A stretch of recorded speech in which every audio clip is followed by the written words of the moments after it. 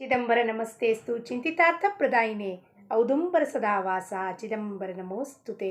सर्व साधक बंधूंना, आत्मज्योतींना हार्दिक होळीच्या हार्दिक शुभेच्छा, साष्टांग प्रणाम. होळी हा असा सण आहे ज्याच्यात आपण एकमेकांवरती रंग उधळतो. ते रंग कसे असले पाहिजे आपल्या जीवनात, कसे रंग ते एक दिवस होळी नसून नित्य होळी झाली पाहिजे आपल्या जीवनात. काय काम क्रोध लोभ मद मात्सर्य याचा दहन करायचं आणि अवघा एक रंग चिदंबर हा रंगांनी आपण आपल्याला माखून द्यायचं. नाहून जावं आपण सगळ्या या रंगांनी. कसं आपल्या जीवनात नित्य होळी कसं निर्माण होणार आहे. काय आयुः आरोग्य सुख समृद्धी समाधान या रंगांनी, या रंगांचा मेळावा जेव्हा आपल्या आयुष्यात होणार आहे तीच खरी होळी आणि तेच नित्य होळी झालं पाहिजे. याच्यासाठी आपण काय करावं, जाऊन सर्वांनी नामस्मरणाची कास धरावी. नामस्मरणाची कास धरली तर काय होणार आहे, होळीच्या निमित्ताने मला इतका आनंद होतोय की जेव्हा या अभंग वाचल्या की इतका आनंद होतो की काय सांगू आणि काय सांगू नये असं होत असतो मला. की का आनंद आनंद आनंद आनंदी आनंद आनंद हे जाण आरती ओ वाळू भावे चिदंबर. विठाबाई काय म्हणतात, आनंदी आनंद आनंद हे जाणं. याच्या पलीकडे दुसरं काही नाही आहे हो. आपण काय हे सगळं घेऊन बसलोय, प्रपंचातल्या वस्तू विषय लोक स्वार्थ जळकुटेपणा. अरे एकदा त्या चिदंबराला पाहिलं तर सगळं काही मनातलं सगळं विष निघून जातो, असा तो आहे हो मूर्तिमंत. पहिल्यांदा मला जेव्हा ते बाबुळगावच्या आपल्या स्वामीचा फोटो मिळालेला तर मग काय वाटलेलं, अरे हा तर विठ्ठलासारखं दिसतोय, हा कोण आहे हे मला माहीतच नव्हतं. आणि त्यावेळेला मला जेव्हा बघितलं विठ्ठल रूपात मी चिदंबराला पहिल्यांदा पाहिलेलं आणि इतका आनंद झाला. कारण विठ्ठल तुकाराम महाराज माझे अभंग गुरु आहेत. मला माहीत नव्हतं त्यावेळेला, मला वाटतं 2012 का 13 जेव्हा तो आलेला, प्रति आलेली माझ्याकडे, मी पाहून म्हटलं अरे इतका सुंदर हा विठ्ठल, कोणता विठ्ठल आहे, या रूपाने कुठे नटलेला आहे तो.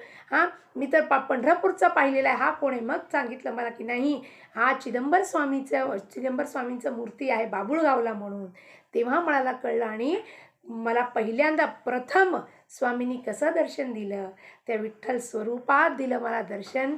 आणि मला कृतकृत धन्य झाले मी तो रूप पाहून. मला इतका आवडतो तो रूप की मला इतका ते बघता बघता बघता डोळे मिटून बघितले की डोळे उघडून बघा तर मला इतका आनंद होतो बाबुळगावच्या चिदंबराला बघायला की 2 शब्द काय, 1 शब्द काय, किती शब्दांनी वर्ण केलं त्याला, तर वर्णातीत आहे तो असा चिदंबर. आपण आज पाहूया एक अभंग देहाचा आहे. देहासंबंधी ते काय म्हणतात, देह जाहो राहो आला याची नसे मज चिंता, परिणामी ठेवी चित्त रूप दावी सर्वगत, हेची मागणे ईश्वरा चित्त माझे स्थिर करा, चिदंबर म्हणे दास देई चरणाची आस. जय चिदंबर. काय म्हणतात, राजाराम महाराजांनी अजून एका अभंगामध्ये विनंती केली स्वामींना. काय विनंती केली, जाहो राहो देह असो कोठे तरी, नाम हे अंतरी दृढ राहो, जाहो राहो देह असो कोठे तरी. हा देह असू दे किंवा राहू दे, कुठेतरी राहू दे, हा देह कुठेतरी पडून राहू दे, स्थूल देव किंवा सूक्ष्म देव कुठेतरी पडून राहू दे, पण नाम हे अंतरी सदा राहो. तसं राजाराम महाराज या अभंगात काय म्हणतात, देह जाहो राहो आला याची नसे मज चिंता. मला कशाचीही चिंता नाही आहे ओ स्वामी. देह आला तरी चिंता नाही आहे, गेला तरी चिंता नाही आहे, कारण नाम सदोदित इथे वसलं पाहिजे. असं करा तुम्ही. परिणामी ठेवी चित्त रूप दावी सर्वगत.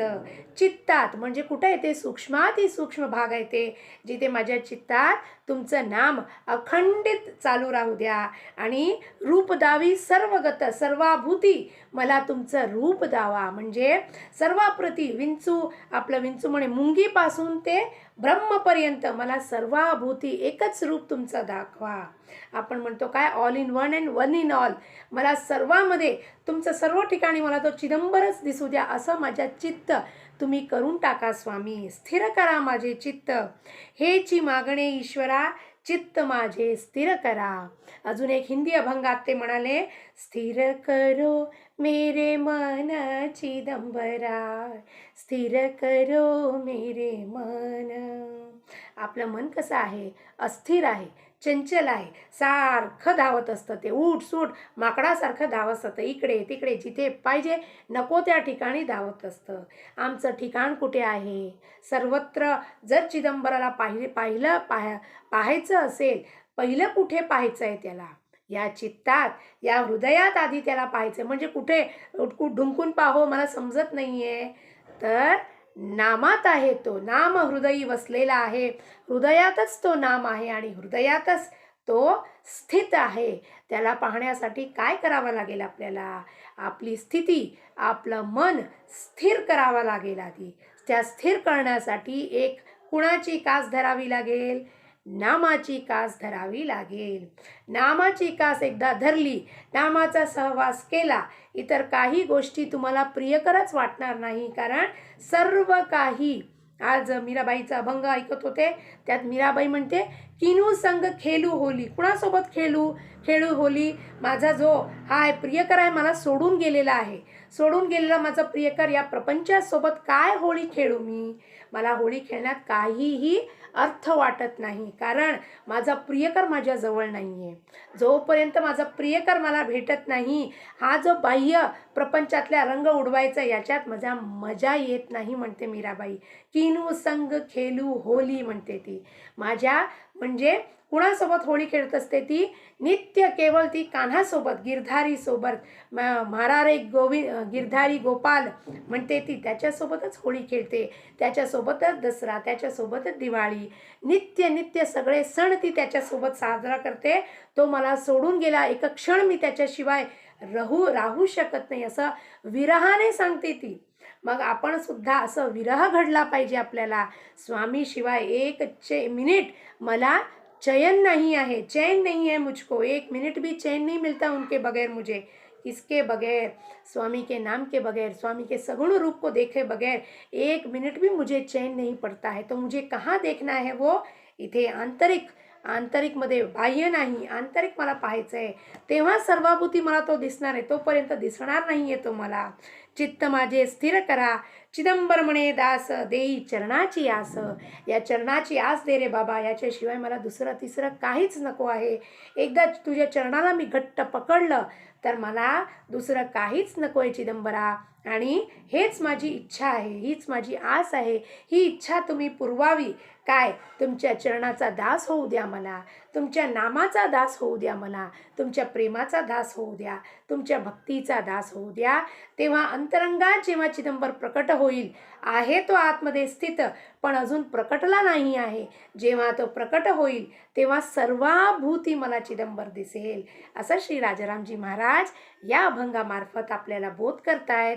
आपण सर्व होळीच्या दिवशी आज संकल्प करूया की आपल्या मनातल्या जे काही विकार आहेत, चित्तामध्ये साठलेले जन्मांतराचे वासना जे आहेत, बीज रूपात जे आहे ते समूळ नष्ट व्हावे, त्यात दहन करावे. आपण सगळं त्या होळीत आपण दहन करून शुद्ध, स्वच्छ, निर्मळ व्हावे. आणि या प्रकारे अवघा रंग एक रंग तोची माझा चिदंबर, या भावनेने आपण नित्य ते होळी साजरा करूया. नित्य होळी साजरा करण्यासाठी त्याची चरणाची आस धरावी लागेल. आणि नित्य होळी, दसरा, दिवाळी, संक्रांत जे काही नित्य साजरा करायचं आहे, त्याच्यासाठी त्याच्या नामाची एक कास धरली तर तो आपल्याला त्या पैल तीरावर नेऊन नित्य होळीचा अनुभव आपल्याला जीवनात देईल. तर राजारामजी महाराज आणि स्वामीच्या चरणी हा अभंगपुष्प समर्पण करून सर्वांना पुन्हा एकदा होळीच्या हार्दिक शुभेच्छा. लोका समस्ता सुखिनो भवन्तु.